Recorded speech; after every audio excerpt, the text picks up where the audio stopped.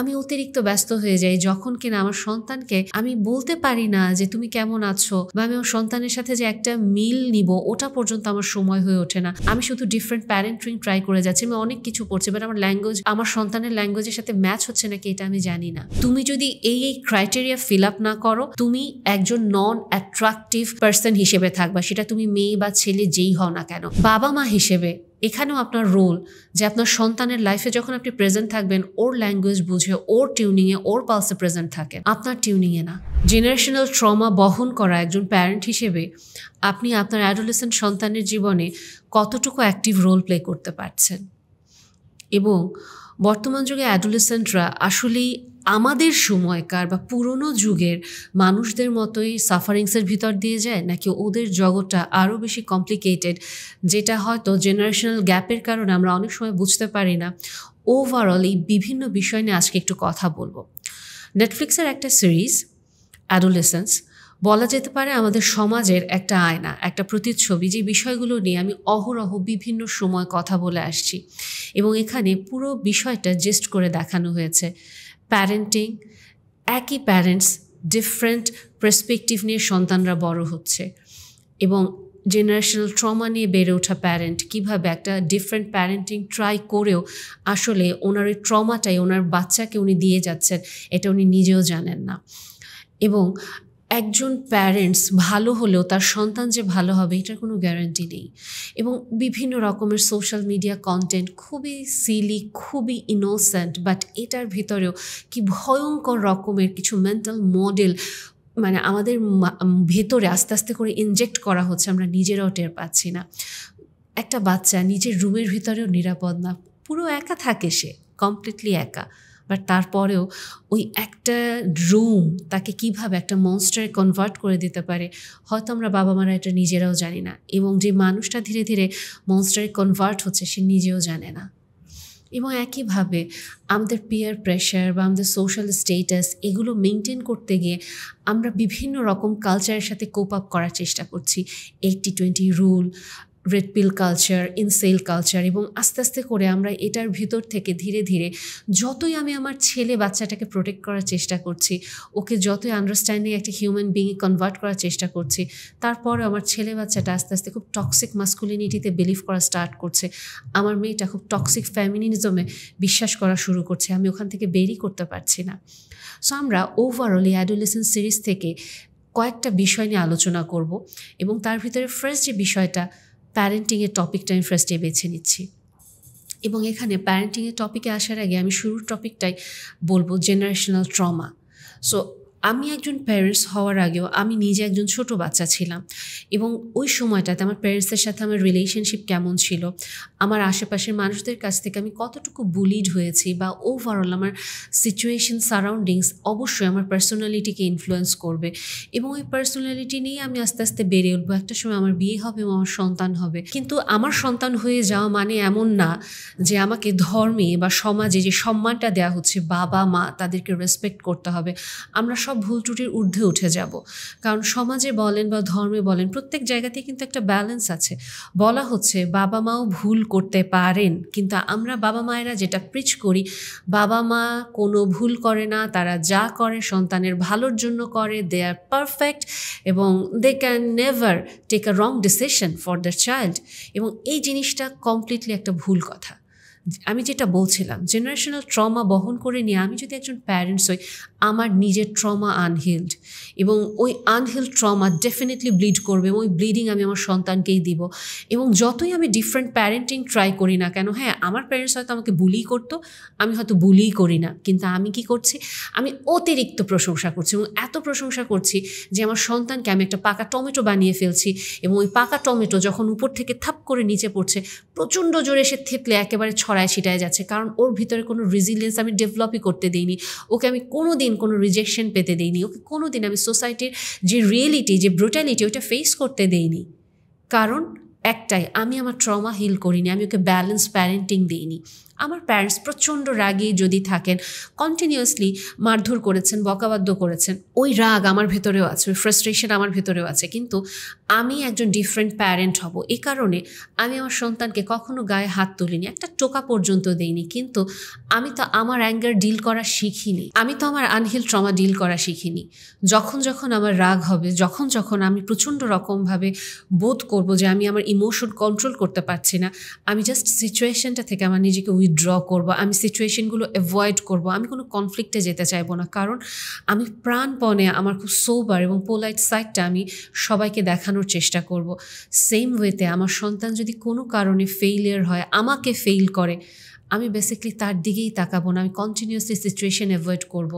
এবং এই অ্যাডোলেসেন্স সিরিজে এই জিনিসটাই দেখানো হয়েছিল যে সন্তান যখন ফেইল করে, সন্তান যখন কোনো কারণে ব্যর্থ হচ্ছে, বাবা যার জেনারেশনাল ট্রমা সে হিল করেনি, সে ডেফিনেটলি একটা ডিফারেন্ট প্যারেন্টিং ট্রাই করেছে, বাট সে সবসময় উইথড্রল মুডে চলে যেত, সে অ্যাভয়েড করে গিয়েছে, যেটা তার সন্তানকে আরও বেশি একটা ফেইলিয়ার ফিলিং দিত যে না, আমি আমার বাবাকে ব্যর্থ করে ফেলছি এবং আমি ওই লজ্জা নিতে পারি না, ওই সেইম আমি অ্যাকচুয়ালি নিজের ভেতরে নিয়ে বড় হচ্ছি।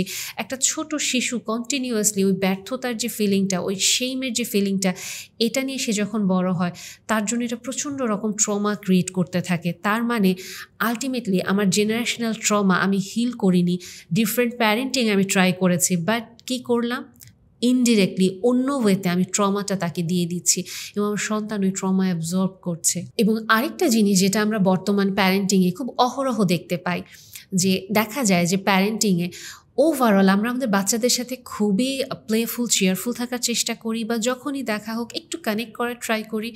এরপরে আমরা যেটা করে ফেলি, আমরা আমাদের নিজেদের জগতে ব্যস্ত হয়ে যাই, আমরা সোশ্যাল মিডিয়া নিয়ে ব্যস্ত হয়ে যাই, ওদের জীবনে আমরা প্রেজেন্ট থাকি না। ওরা বিভিন্ন সময় আমাদের সময় ক্রেভ করে, আমাদের সাথে খেলতে চায়, কিন্তু আমরা ওদেরকে সময় দেই না। এবং আরও যেটা হয়, এটা আমি অনেক বেশি দেখি যে বেসিকলি আমরা আমাদের নিজেদেরকে ভালো রাখার খুব চেষ্টা করি, আমার নিজের ক্যারিয়ার, আমার ড্রিম, আমার সব কিছু অ্যাচিভ করার জন্য আমি অতিরিক্ত ব্যস্ত হয়ে যাই, যখন কিনা আমার সন্তানকে আমি বলতে পারি না যে তুমি কেমন আছো, বা আমি আমার সন্তানের সাথে যে একটা মিল নিব ওটা পর্যন্ত আমার সময় হয়ে ওঠে না। আমার সন্তান দিনের পর দিন একা একা খেয়ে যাচ্ছে, আমার সন্তান দিনের পর দিন একা একা বড় হচ্ছে, এবং ডেফিনেটলি ও নিজের প্যারেন্টিং নিজেই করছে। এবং ডেফিনেটলি আমি যেটা ভাবছি, আমার সন্তান অনেক ম্যাচিওর, ও তো বড় হয়ে গিয়েছে, ওকে তো এখন আমার অ্যাসিস্ট করতে হয় না, ওকে আমার গোসল করাতে হয় না, ওকে আমার খাওয়াতে হয় না, ও নিজের কাজ নিজে করতে পারছে, সো থাকুক না নিজের মতো। বাট আমার সন্তান ডেফিনেটলি আমার কমতি ওর জীবনে অনুভব করে, ও ডেফিনেটলি একজনের সাথে শেয়ার করতে চায় ওর দিনটা কেমন যাচ্ছে। আমি ইভেন এটা পর্যন্ত জানি না আমার সন্তান কি কাউকে বুলি করে, নাকি আমার সন্তান নিজে বুলিড হচ্ছে, আমার সন্তান কি অ্যাকচুয়ালি কোনো পিয়ার প্রেশারে পড়ে ভুল সিদ্ধান্ত নিচ্ছে, আমি জানি না। আমি এটা পর্যন্ত জানি না ওর সাথে আমি কোন টোনে গল্প করব, কোন পালসে আমি ওর কাছে আস্তে আস্তে অ্যাপ্রোচ করবো, ওকে আমি পেনিট্রেট করব। আমি শুধু ডিফারেন্ট প্যারেন্টিং ট্রাই করে যাচ্ছি, আমি অনেক কিছু করছি, বাট আমার ল্যাঙ্গুয়েজ, আমার সন্তানের ল্যাঙ্গুয়েজের সাথে ম্যাচ হচ্ছে নাকি এটা আমি জানি না।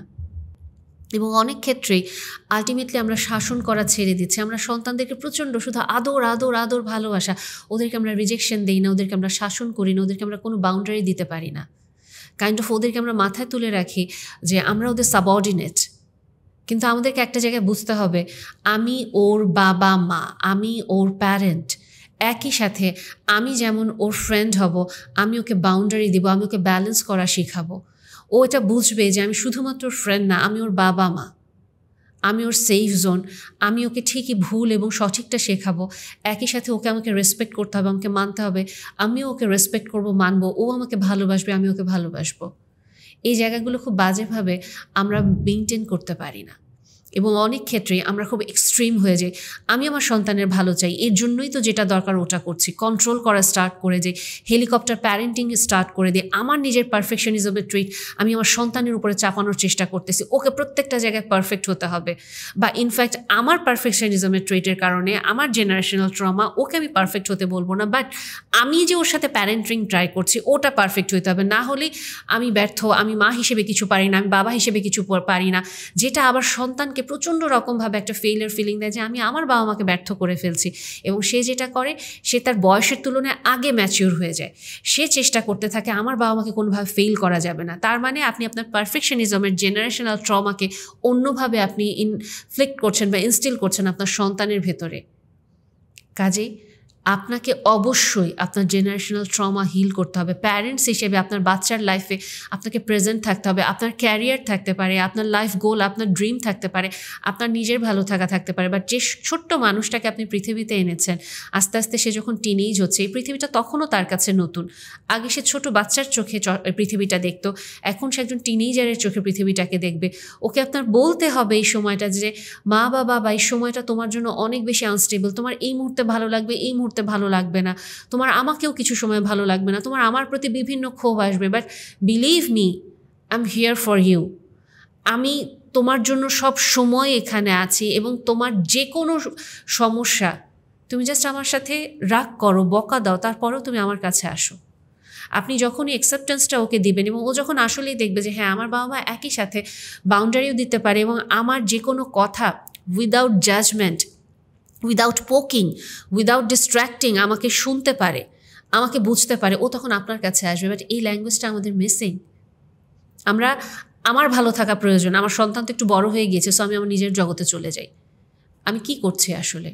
এবং এখান থেকে আমি যদি আরেকটা জিনিস বলি যে অনেক সময় একই প্যারেন্ট, দুজন সন্তান, তিনজন সন্তান, তিনজন কিন্তু তিনটা ডিফারেন্ট মাইন্ডসেটে বড় হবে। একই ফ্যামিলিতে একজন দেখবেন খুবই গ্রেটফুল লাইফের প্রতি, আরেকজন প্রচণ্ড রকম ভিন্ডিকটিভ মানুষের প্রতি, তার সাথে অন্যায় হচ্ছে, পৃথিবীটা অন্যায় হচ্ছে, তার সাথে কেনই মানুষ তাকে বোঝে না, অ্যাকসেপ্ট করে না। একই বাবা মা বাট ডিফারেন্ট মেন্টালিটি, এটাও হতে পারে।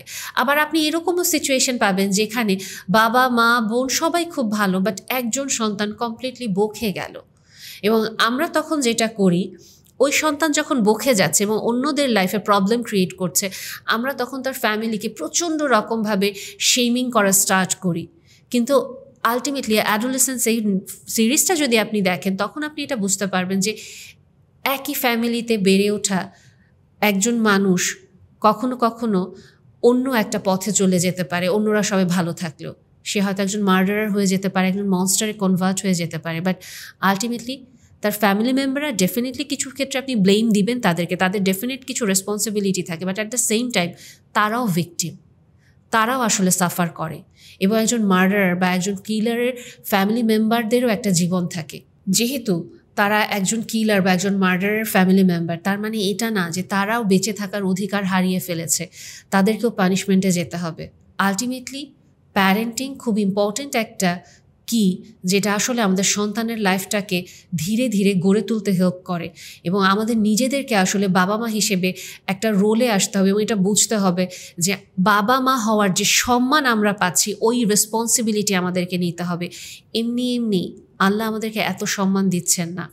এবং এরপরে আমি যদি আস্তে আস্তে করে আসি যে আমাদের বাচ্চারা আসলে কিভাবে বড় হচ্ছে বর্তমানে দেখা যাচ্ছে আমরা তো আসলে বাইরে খুব বেশি ওদেরকে নিতে পারি না, ওরা ওদের নিজেদের জগতেই বড় হয়, ওদের হাতে সোশ্যাল মিডিয়া বা একটা ডিভাইস চলে আসে, ওটাতেই ওদের জগৎটা থাকে।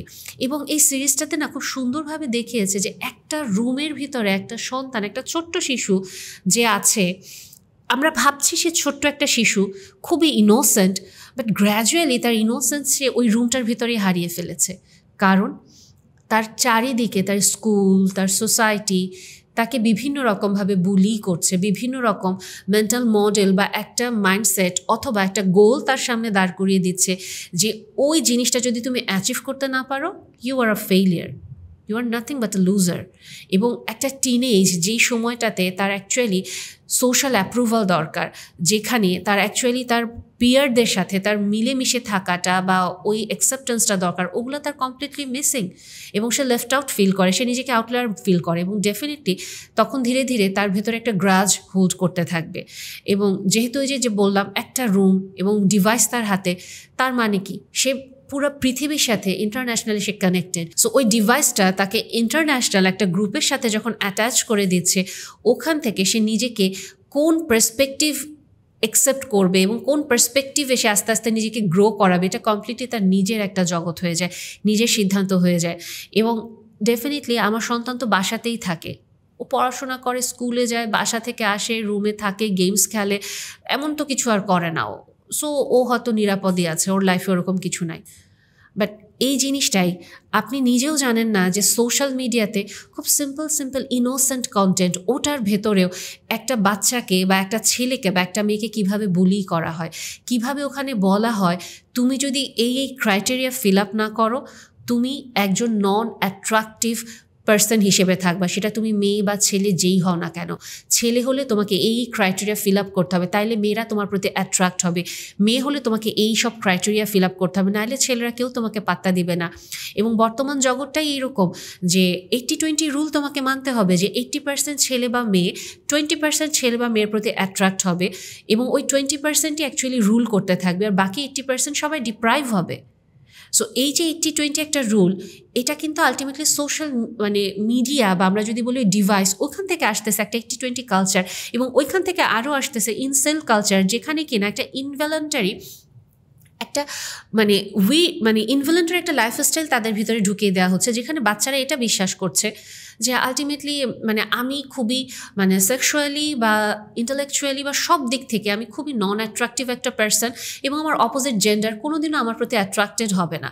সো তার আমার লাইফে কখনো বিয়ে হবে না, আমার লাইফে কখনো পার্টনার আসবে না, এবং আমি একটা লোনার লাইফ লিড করব, আমি খুবই লোনলি থাকবো। ওইখান থেকে আলটিমেটলি তার তখন যেটা হচ্ছে, তার অপোজিট জেন্ডারের প্রতি তার একটা গ্রাজ কাজ করতেছে, যে আলটিমেটলি ও কেন আমাকে রিজেক্ট করলো, ও কেন আমাকে অ্যাকসেপ্ট করলো না। তখন যেটা হয়, ওখান থেকে ধীরে ধীরে একটা মিসোজিনিস্টিক বা একটা টক্সিক ম্যাসকুলিনিটি ভিতরে ডেভেলপ করে, একটা টক্সিক ফেমিনিজম ভিতরে ডেভেলপ করতে থাকে। যদিও এখানে শুধুমাত্র ছেলেদের পার্টটা বলেছে, কিন্তু এখানে মেয়েরাও কিন্তু ধীরে ধীরে প্রচণ্ড টক্সিক হয়ে যায়, ভিন্ডিকটিভ হয়ে যায়। এবং ডেফিনেটলি মেয়েরা তাদের যে মোক্ষম অস্ত্রটা ইউজ করে, তাদের ফিজিক্যাল অ্যাপিয়ারেন্স বলেন বা তাদের বডি বলেন, তাদের নুডস বলেন, এগুলো তারা শেয়ার করে, যত সম্ভব নিজেকে রিভিল করার চেষ্টা করে, কারণ এটার মাধ্যমে একটা ছেলে ডেফিনেটলি তার প্রতি অ্যাট্রাক্ট হবে, সে যে ক্যাটাগরি হোক না কেন। এবং ওই সুপারফিশিয়ালি সে কাউকে অ্যাট্রাক্ট করছে, এবং আলটিমেটলি যেটা হচ্ছে যে ছেলেটা কদিন পরে তার কাছ থেকে চলে যাচ্ছে, এবং মেয়েটা আরও টক্সিক হচ্ছে। আর ছেলেরা যেটা করতেছে, আলটিমেটলি তারা তো অ্যাকচুয়ালি কারোর সাথে কানেক্ট করতেই পারছে না, কারণ এটা তারা ধরেই নিচ্ছে যে তারা নন অ্যাট্রাকটিভ থাকবে।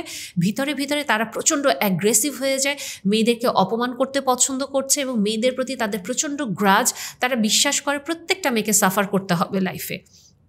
এবং ধীরে ধীরে আপনি যতই আপনার সন্তানকে তাহলে দেখেন একটা পজিটিভ হিউম্যান বিইংয়ে কনভার্ট করতে চান, কিন্তু ও 80-20 রুল, যেটা কিনা সে সোশ্যাল মিডিয়া থেকে জানলো, যেটা কিনা একটা সিম্পল একটা ভিডিও গেমে সে ছিল, ওখান থেকে সে একটা টন্ট বা একটা বুলিংয়ের শিকার হয়ে গেল, বা একটা কন্টেন্ট তার চোখে চলে আসলো, ভিডিও গেম বা ছোট্ট একটা ফ্যাশনের একটা রিলস থেকে সে জেনে গেল যে এটা না করলে আলটিমেটলি আমার অপোজিট জেন্ডার আমার প্রতি অ্যাট্রাক্টেড হবে না। এবং আরও যেটা হচ্ছে রেড পিল কালচার। আমরা একটা সিনেমার সবাই দেখেছি, ম্যাট্রিক্স একটা সিনেমা ছিল, সায়েন্টিফিক একটা মুভি, খুবই হিট ছিল, জনপ্রিয় ছিল। সো ওখানে রেড পিল ব্লু পিলটা তখন দেখানো হয়, এবং তখন বলা হয় আলটিমেটলি যে রেড পিল ওই পিলটা যেটা খেলে সে লাইফে অ্যাকচুয়ালি কষ্ট হবে বাট অ্যাচিভ করতে পারবে, সে জীবনটাকে ডমিনেট করতে পারবে, অন্যদের সাথে তার খুব একটা পজিটিভ এনভায়রনমেন্ট সে ক্রিয়েট করতে পারবে। আর ব্লু পিল যেটা থাকে, হ্যাঁ নরম একটা লাইফ মজা করবে, বাট ওরকম রেসপেক্ট থাকবে না, লাইফ সে এক্সপ্লোর করতে পারবে না, তার লাইফটা ওরকম হ্যাপেনিং থ্রিলিং হবে না। সো ওইটাকে আস্তে আস্তে মডিফাই করে এখন যেটা হচ্ছে যে রেড পিল কালচার, এবং এটা নিয়ে একটা ডকুমেন্টারিও করা হয়েছে। সো রেড পিল কালচার বলতে যেটা বোঝে, টক্সিক ম্যাসকুলিনিটিকে প্রমোট করে, যেখানে ব্যালেন্স মেয়েদেরকেও সম্মান করা যায়, মেয়েরাও যে একটা এন্টিটি হতে পারে, একটা হিউম্যান বিইং হতে পারে, এটা কমপ্লিটলি ডিনায়ালে চলে যায়, এবং এক্সট্রিমিজম প্রমোট করা হয়। আলটিমেটলি আপনি দেখেন, হয়তো এখানে এই টার্মগুলো আপনার কাছে কমপ্লিটলি মনে হচ্ছে যে আমি তো এগুলো জানিই না, আমার বাচ্চা অ্যাকচুয়ালি কী ডিকোড করে তাইলে।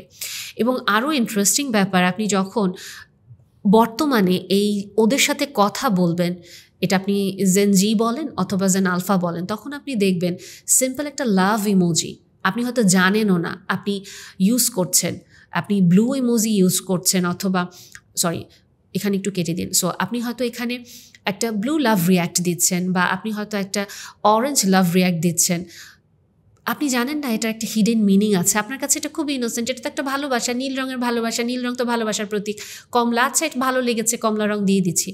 বাট এটারও হিডিং মিনিং থাকছে, ওরা এটা দিয়ে মিন করছে হয়তো যে আলটিমেটলি তোমার প্রতি কেউ কোনোদিন অ্যাট্রাক্ট হবে না, ইউ আর আ লুজার। অথবা হয়তো একটা সিম্পল লাভ ইমোজি যেটা আপনি দিচ্ছেন, এটার মানে হচ্ছে অ্যাকচুয়ালি মানে অপোজিট জেন্ডারের প্রতি তারা হর্নি ফিলিংটা প্রকাশ করছে। সো আপনি বুঝতে পারছেন যে ইনোসেন্ট ইমোজি দিয়ে ওরা কি পরিমাণ ভালগারিটি অথবা কি পরিমাণ অ্যাকচুয়ালি অ্যাগ্রেসিভনেস ওরা প্রকাশ করে। এবং আলটিমেটলি আমরা আমাদের বাচ্চাদের লাইফে অ্যাবসেন্ট, দ্যাটস ওয়াই আমরা এটা জানি না, ওদের ল্যাঙ্গুয়েজ আমরা জানি না। আমরা বলি ওহ কি কঠিন ল্যাঙ্গুয়েজ, বাট আপনি একজন প্যারেন্টস, আপনি একজন বাবা মা, এবং আপনাকে এটা বুঝতে হবে আপনার বাচ্চার সাথে কথা বলে। না হলে ও অ্যাকচুয়ালি আপনার সাথে কী শেয়ার করবে, ও আপনার কাছ থেকে কী শিখবে? ওর কাছে তো এটাই মনে হবে আমার বাবা মা টেকনোলজিক্যালি অ্যাডভান্স না, সো আপনি অ্যাডভান্স না, আপনার কাছ থেকে সে সাজেশন নিবে না, তুমি কিচ্ছুই জানো না, তোমার কাছ থেকে আমি কি বলবো, তুমি বোকা, তুমি ব্যাকডেটেড, তুমি আমাকে বোঝোই না। এই ল্যাঙ্গুয়েজগুলো তো এর জন্যই আসে। সো আপনাকে ওদের সাথে আসতে হবে তাল মিলিয়ে, এবং আপনাকে জানতে হবে যে এই সিম্পল সোশ্যাল কন্টেন্টগুলো মিডিয়াতে যেগুলো আমরা দেখছি, এগুলো কোনো সিম্পল কন্টেন্ট না ওদের জন্য। এটা দিয়ে ওরা ওদের সেলফ এস্টিমের যে ব্যারোমিটারটা এটাকে সেট করে। এবং যেটা বলছিলাম যে একটা ছোট্ট রুম, একটা নিরাপদ একটা রুম, একটা বাচ্চা একা থাকে রুমের ভিতরে, বাট এই জগতে ও এইসব টক্সিসিটি সে শিখে ফেলছে। এবং এইসব টক্সিসিটি যখন সে শিখছে, নিজের ভেতরে নিচ্ছে, যে তার মানে তার সেলফ এস্টিম কমপ্লিটলি নাই, সে নিজেকে নিয়ে ডেভেলপ করার কোনো চিন্তা করে না, সে প্রচণ্ড রকমভাবে অ্যাগ্রেসিভ হয়ে যাচ্ছে, ভিন্ডিকটিভ হয়ে যাচ্ছে সবার প্রতি। এবং এটাই যে অ্যাডোলেসেন্স যে সিরিজটায় জেমি মিলার নামে যে ছেলেটা, 13 বছর বয়সের একটা বাচ্চা যে অ্যাগ্রেশন শো করেছে, ওই সময়ও সে তার সাইকোলজিস্টকে খুব প্রাউডলি বোল্ডলি বলছিল যে দেখো আমার হাতে তো একটা চাকু ছিল, আমি চাইলে ওকে বিভিন্ন জায়গায় টাচ করতে পারতাম, ওকে আমি হ্যারাস করতে পারতাম, বাট আমি ওকে করি নাই, বাট শি রিজেক্টেড মি। এবং তার কথাটা ওটাই যে ওর সাহস কোত্থেকে হয় যে ও আমাকে রিজেক্ট করে। বাট ছেলেটা যে নিজেকে ডেভেলপ করা উচিত, তার যে কোনো অন্যায় সে করেছে, কোনো রিমোর্স নাই, তার কোনো গিল্ট নাই, তার কোনো রিয়েলাইজেশন নাই।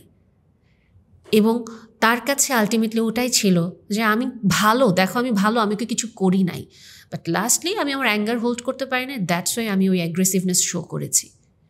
এবং আলটিমেটলি আরও ইন্টারেস্টিং ব্যাপার, এই বাচ্চাটার কাছে সোশ্যাল অ্যাকসেপ্টেন্স কতটা ইম্পর্ট্যান্ট, যে সাইকোলজিস্ট যিনি, যখন সে এই ওভারঅল ছেলেটার সাইকোলজিক্যাল ইস্যুটা বুঝতে পারে, এবং যখন সাইকোলজিস্ট উইথড্রয়াল মোডে চলে গেল, তখনও ছেলেটা যখন আস্তে আস্তে করে বুঝতে পারলো যে সাইকোলজিস্টের কাছ থেকে সে অ্যাকসেপ্টেন্সটা পাচ্ছে না, লাস্ট মোমেন্টে তার এটাই কথাটা ছিল যে তুমি কি আমাকে পছন্দ করো, তুমি কি আমাকে অপছন্দ করছো। তার মানে এই যে সোশ্যাল অ্যাকসেপ্টেন্স বা নিড ফর সোশ্যাল অ্যাপ্রুভালটা বাচ্চাদের কাছে কতটা জরুরি, এবং একটা টিনেজ বা একটা প্রিটিনের কাছে কতটা জরুরি। সেই জায়গায় আমরা আমাদের টিনেজ বাচ্চাদেরকে সবার সামনে অপমান করি, আমরা আমাদের প্রিটিন বাচ্চাদেরকে আত্মীয় স্বজন পাড়া প্রতিবেশী ফ্রেন্ড সার্কেল সবার সামনে বলা শুরু করি, ও তো এটা করে না, ও তো এটা করে না, এই তুমি এক্ষুনি এটা করো, এই তুমি এক্ষুনি পড়তে বসো। আপনি আপনার বাচ্চাকে কোন দিকে নিয়ে যাচ্ছেন? এবং আলটিমেটলি আমার বাচ্চাও আসলে কমপ্লিটলি পাজলড, ও জানে না কোনটা ঠিক কোনটা ভুল, ওদেরকেও তো আমরা দোষ দিতে পারি না। ও এই সময় কমপ্লিটলি নতুন একটা ফ্রেমে পৃথিবীটাকে দেখতেছে, এবং ও যেটা ভাবতেছে ওর সাথে আমার ল্যাঙ্গুয়েজের কোনো মিল নাই, সো ও অ্যাডভাইস কার কাছ থেকে নিবে? ওই যে বিভিন্ন গ্রুপ ক্রিয়েট হয়ে যাচ্ছে সোশ্যাল মিডিয়াতে, যারা ওর ল্যাঙ্গুয়েজ বুঝতেছে, যারা অ্যাকচুয়ালি ওর মতো বুলিড হচ্ছে, যারা ওর মতো লোনার, যারা ওর মতো লুজার, এই ট্যাগগুলো দিয়ে আছে, তখন ওরা একজন আরেকজনকে এমপ্যাথি দেয়, আন্ডারস্ট্যান্ডিং দেয়, কিন্তু ওরা গ্রো করা শেখে না কেউ। ওরা এটা রেসপন্সিবিলিটির জায়গাটায় আসতে পারে না যে আলটিমেটলি আমার সাথে কেউ আসছে না, বাট আমি কি নিজেকে একজন অ্যাকসেপ্টেবল হিউম্যান বিইং হিসেবে কনভার্ট করছি? আমি আমার নিজের গ্রুমিংটা করছি? আমি কি কমিউনিকেট করা শিখছি? আমি কি আমার এংজাইটি ওভারকাম করা শিখছি? আমি কি আমার নিজেকে একটা স্মার্ট হিউম্যান বিইংয়ে কনভার্ট করার ট্রাই করছি, নাকি আমি শুধুমাত্র অন্যদের প্রতি গ্রাজ হোল্ড করছি? সো আলটিমেটলি আপনাকে বাবা মা হিসেবে এখানেও আপনার রোল, যে আপনার সন্তানের লাইফে যখন আপনি প্রেজেন্ট থাকবেন, ওর ল্যাঙ্গুয়েজ বুঝে, ওর টিউনিংয়ে, ওর পালসে প্রেজেন্ট থাকেন, আপনার টিউনিংয়ে না। এবং আরেকটা জিনিস যেখানে এটা খুব ইম্পর্ট্যান্ট আমাদেরকে রিয়ালাইজ করা, যে 12-13 বছর বললে যে ওরা অনেক ছোট, আরে আমার বয়সে তো আমি এগুলো কিছু বুঝতামই না, হাফ প্যান্ট পরে ঘুরতাম, কমন কথা। আমি সোশ্যাল মিডিয়াতে এই লাইনগুলো খুঁজে পাই, এই সময় তো আমি ধর্মে পাশ করছি নাকি, ম্যাথে পাশ করছি নাকি, স্যার কি বলেছে ওটা নিয়ে খুঁজছি। বাট ও যখন দেখতেছে 10-12 বছরে ওর ফ্রেন্ড 8-9 বছরে প্রেম করা শুরু করতেছে, এবং এইটা ওদের একটা মানে পিয়ার প্রেশার এবং একটা সোশ্যাল স্টেটাস যে আমার লাইফে যদি কোনো মানে বয়ফ্রেন্ড গার্লফ্রেন্ড না থাকে, আমি যদি কাইন্ড অফ ভার্জিন থাকি, আমাকে নিয়ে সবাই হাসাহাসি করতেছে, তার মানে ডেসপারেটলি আমাকে কিছু একটা করতে হবে। এবং ওই ডেসপারেশনের জন্য আলটিমেটলি ওরা বিভিন্ন রকম ভুল সিদ্ধান্ত নিচ্ছে। এবং এই রকম কেসগুলো অহরহ ডিল করি, যেখানে বিভিন্ন টিনেজার এসে বলে আমার রিলেশনে ইনভলভ হতে ইচ্ছা করে না, বাট আমার ফ্রেন্ডরা সবাই করে। তখন আমার মনে হয় আমার প্রতি কেউ অ্যাট্রাক্ট হয় না কেন? আমি কি তাহলে সুন্দর না? আমি কি স্মার্ট না? আমাকে কি মেয়েরা পছন্দ করবে না? বা আমাকে কি ছেলেরা আসলে অ্যাকসেপ্ট করে না? ওদের আপত্তিটা থাকে, কারণ ওদের ভিতরে তখন সেলফ ডাউট তৈরি হয়ে যায় এবং ওদের কোনো ইন্টারেস্ট থাকে না অন্য রিলেশনে যাওয়ার, বাট স্টিল সবাই যাচ্ছে, তাই যেতে হবে, তাই এক্সপ্লোর করতে হবে। এবং আমরা বাবা মারা ফিল করি যে এটা কী হচ্ছে, আমরা কেন বুঝতে পারি না ওদের পালসগুলো। এবং এখানে আরেকটা জিনিস যেটা আমি বলছিলাম, যে আলটিমেটলি আপনি আপনার সন্তানকে, আপনার ছেলেটাকে আপনি একজন কাইন্ড হিউম্যান বিইং হিসেবে গড়ে তোলার চেষ্টা করছেন, বাট ও আসলে আপনার প্যারেন্টিং দিয়ে শুধুমাত্র কাইন্ড হবে না। It takes a village to raise a child. আপনি যতই বলেন এই কথাটার, যতই আপনি বলেন যে না আমি এটার সাথে একমত না, আপনাকে এটা মানতে হবে।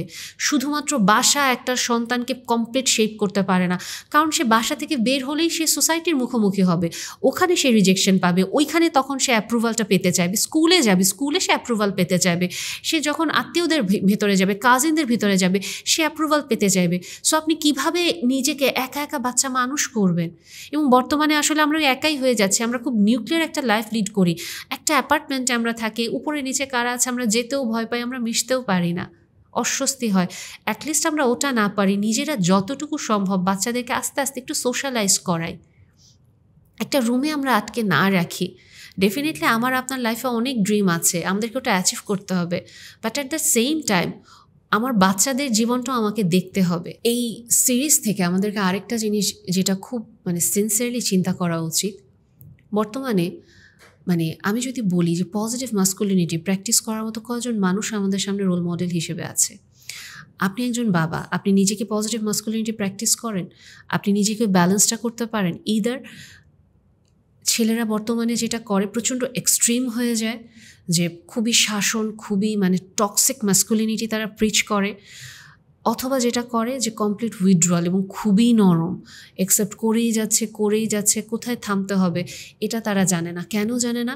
কারণ তারা দেখে এসেছে ছোটোবেলায় তাদের বাবা তাদের মায়ের সাথে খুব অন্যায় আচরণ করেছে, খুবই টর্চার করেছে, এবং যেহেতু সে দেখে এসেছে ছোটোবেলায় তার বাবা তার মায়ের সাথে খুব অন্যায় করেছে, তার মা কষ্ট পেয়েছে এবং তার মা তাকে বলেছে যে তুমি কখনো কোনো মেয়েকে অসম্মান করো না, মেয়েকে কষ্ট দিও না। দ্যাটস ওয়াই সে আলটিমেটলি যেটা করছে, তার মায়ের প্যাসিভ রোলটা সে অ্যাকসেপ্ট করছে, এবং মায়ের প্যাসিভ রোলটা নিয়ে নেওয়ার কারণে সে পজিটিভ যে মাস্কুলিনিটি এটা সে শো করতে পারে না।